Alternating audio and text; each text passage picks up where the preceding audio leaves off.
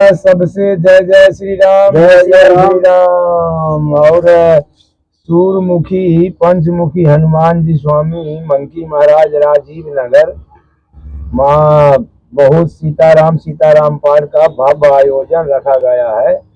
तो महाराज मंकी महाराज की तरफ से आप सभी को निमंत्रण और सभी को भजन में सुबह 7:30 से लेके 8 बजे तक पधार के वहाँ कार्यक्रम चालू करने का है।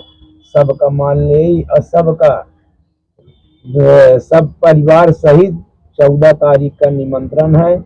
और सब लोग अपना अपना पधार के अब बहुत सुंदर सेवा प्रदान करी और माँ जगदम्बा आदि शक्ति पंचमुखी हनुमान जी के आशीर्वाद प्राप्त करी।